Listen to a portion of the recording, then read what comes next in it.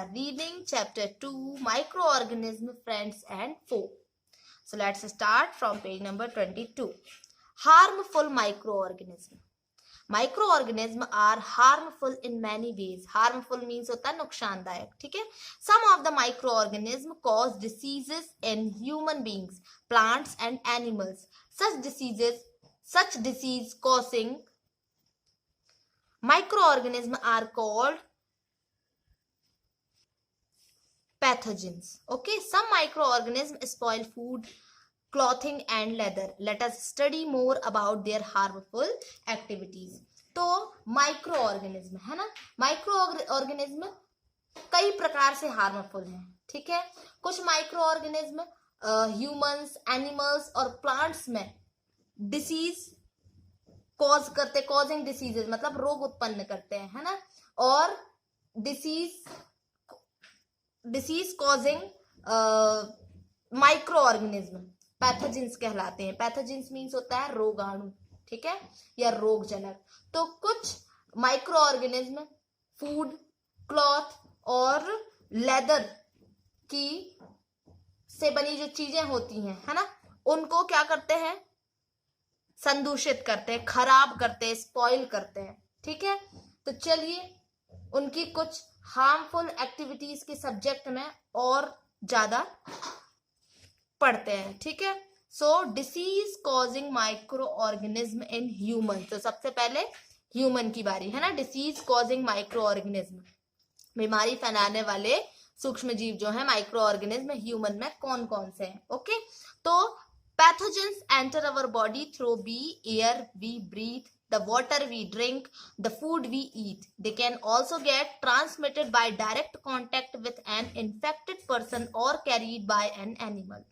Microbial disease that can spread from an infected person to a healthy person through air, water, food or physical contact are called communicable disease. Okay, examples of such diseases include cholera, common cold, chickenpox and tuberculosis. Okay, तो humans में रोग उत्पन्न करने वाले micro organism जो हैं वो breathe मतलब सांस, है ना, वाटर वी ड्रिंक जो हम पीते हैं पानी, है ना, उससे, और जो खाना हम खाते हैं उससे हमारे शरीर में, हमारी बॉडी में एंटर करते हैं, ठीक है. इन्फेक्टेड पर्सन या एनिमल के डायरेक्ट कांटेक्ट में आने पर भी डिसीज जो है बढ़ सकती है ना वो, ठीक है.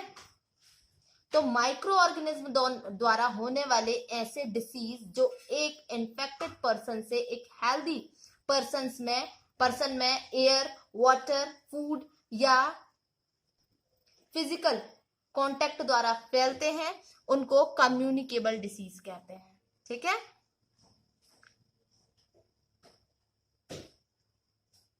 माइक्रोबियल डिसीज, ठीक है, that can spread from an infected person to a healthy person through air, water, food और physical contact are called communicable diseases. ठीक है, तो यहाँ पर एग्जाम्पल आपको कुछ डिसीजेस की दिए हुए हैं, जैसे कोलेरा, कॉमन कोल्ड मतलब सर्दी जुकाम, कोलेरा मतलब होता है हैजा, ठीक है, चिकन पॉक्स और ट्यूबरक्लोसिस मतलब क्षय रोग मतलब टीबी, ठीक है. तो जब कॉमन कोल्ड से पर्सन सफरिंग करता है ना, सफर करता है, छींकता है, स्नीज मतलब होता है छींकना, तो जब जुकाम से, कॉमन कोल्ड से पीरियड कोई ह्यूमन जो है वो स्नीज करता है, छींकता है, तो छोटी छोटी बूंदों के साथ ना, ड्रॉप्स के साथ बहुत सारे थाउजेंड्स वायरस, ठीक है, ड्रॉपलेट्स जो होती हैं, fine droplets of moisture carrying thousand of viruses, ठीक है, हजारों वायरसेस जो हैं वो एयर में भी आ जाते हैं, फैल जाते हैं, और ये वायरस ब्रीथ के साथ ली जाने वाली एयर के साथ बॉडी में एंटर कर जाते हैं, ठीक है. इसलिए तो कहते हैं कि जो कॉमन कोल्ड है, कोल्ड जो है वो क्या है, वायरल है ना. अगर एक को होता है तो और 2-4 को हो जाएगा, ठीक है. तो यहाँ पर बूझो कह रहा है, then how do you prevent the spread of communicable disease. तो आप कम्युनिकेबल डिसीज का फैलना मतलब स्प्रेड होना किस प्रकार रोकते हैं. कैसे रोक सकते हैं, ठीक है। तो यहाँ पहेली बता रही है कि हमें स्नीज करते समय, छींकते समय अपने माउथ में, नोज में हैंडकरचीफ मतलब रुमाल का यूज करना चाहिए, ठीक है। और ज्यादा बेहतर होगा कि इन्फेक्टेड पर्सन से दूरी बनाकर रखें, okay. So there are some insects and animals which act as carriers of disease causing microbes. कुछ इंसेक्ट भी होते हैं जो बीमारियों को कैरी करते हैं, एक जगह से दूसरी जगह, एक व्यक्ति से दूसरे व्यक्ति तक पहुंच जाते हैं, ठीक है।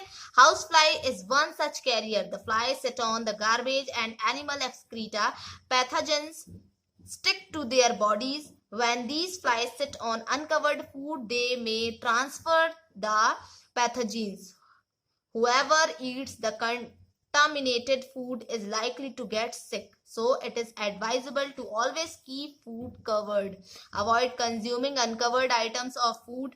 Another example of a carrier is the female Anopheles mosquito, which carries the parasite of malaria, Plasmodium. Female Aedes mosquito acts as carrier of dengue virus. How can we control the spread of malaria or dengue? तो कुछ insect और animals ऐसे भी हैं जो carrier of disease causing, है ना, रोग वाहक का कार्य भी करते हैं, ओके। रोग कारक सूक्ष्म जीवों, माइक्रोब्स, है ना, उसका भी कार्य करते हैं। जैसे हाउस फ्लाई, जो घर में मक्खी दिखती है, इसका एक एग्जांपल है।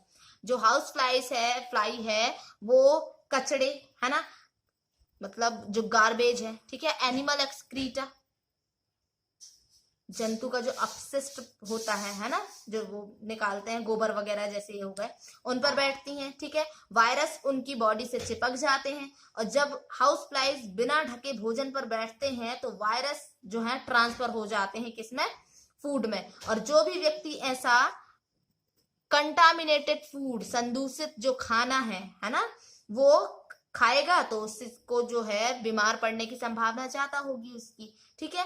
तो ये ही एडवाइस दी जाती है कि फूड को हमेशा कवर कर रखा जाए और बिना कवर वाले फूड को खाने से बचना चाहिए।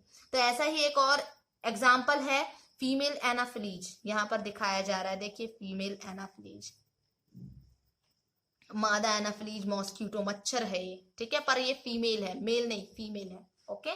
फीमेल एनाफिलीज तो मच्छर प्लाज, ये जो मॉस्किटो है प्लाज्मोडियम मतलब मलेरिया परजीवी, ठीक है, मलेरिया का एक वाहक है। इसके काटने से ही क्या होता है, मलेरिया होता है फीमेल एनाफिलीज के, है ना।